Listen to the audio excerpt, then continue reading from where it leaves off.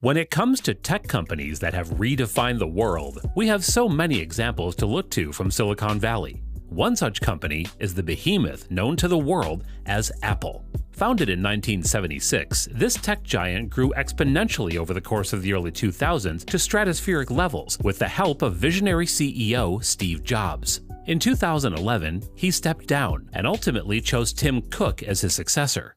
Good morning. This is my first product launch since being named CEO. The pressures of taking the helm of one of the biggest companies globally, while also living up to the high expectations Steve Jobs created, meant this was no small undertaking. Thankfully, Tim Cook has had success in his role as the CEO of Apple. So it's time to understand a little bit more about the CEO and how he spends his days running the $2 trillion company. This is a day in the life of Tim Cook. How successful CEOs spend their mornings is always fascinating. And while most choose to wake up at 7 a.m., Tim Cook wakes up at 3:45 every morning. So what does he do in the morning that requires him to wake up this early? Well, for starters, Cook spends an hour going through nearly 800 emails he receives each day. This includes things like user comments, which he believes are essential to Apple. Cook thinks it's good to get a sense of what external people think and want from the tech behemoth that is Apple. Once he's tackled the mountain of emails, user comments, and other communications he's received, Cook goes on to enjoy some breakfast. His breakfast usually consists of 2 scrambled egg whites, turkey bacon, and sugar-free cereal with unsweetened almond milk.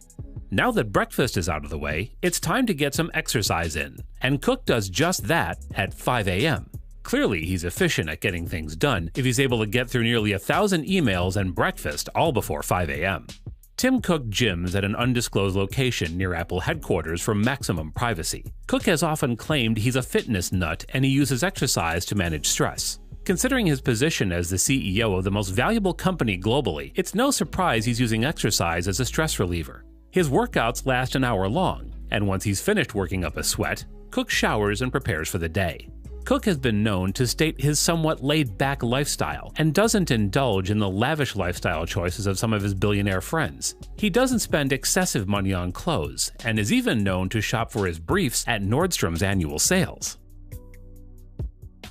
Cook takes himself to the local Starbucks, where he continues reading emails and drinking a coffee before it's time to head to the office. When Tim Cook arrives at Apple Park, the workday truly begins, and it shouldn't come as a surprise that a man like Tim Cook has a ton of meetings lined up daily.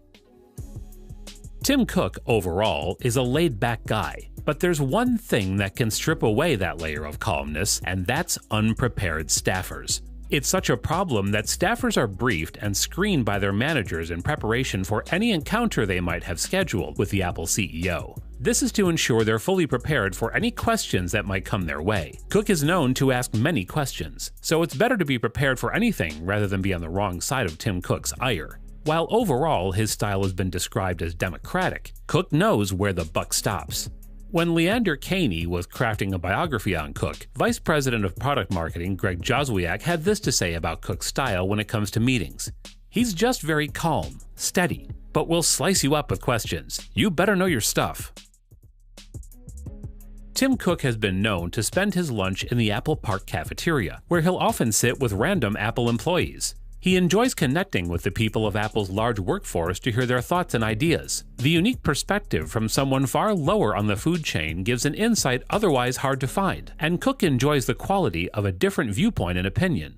Employees have described Cook as charismatic and thoughtful. Cook has spent a considerable amount of time devoted to fostering an environment where people collaborate and communicate.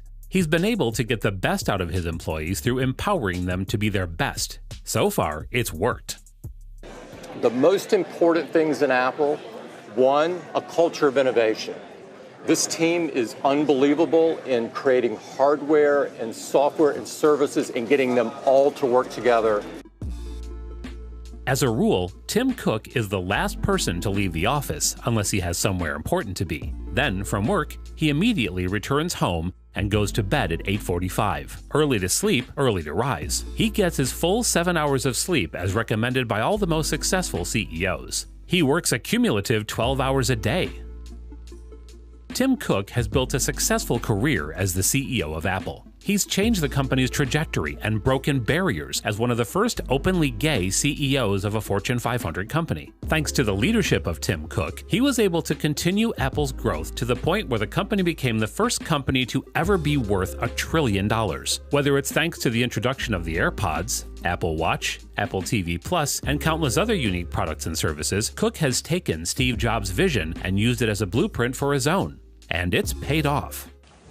I love Apple, and I consider it the privilege of a lifetime to have worked here for almost 14 years, and I am very excited about this new role. 10 years later, he proved that Steve Jobs made the right choice. So what will the future look like for this already successful giant of Silicon Valley? And how will Tim Cook further expand Apple's influence?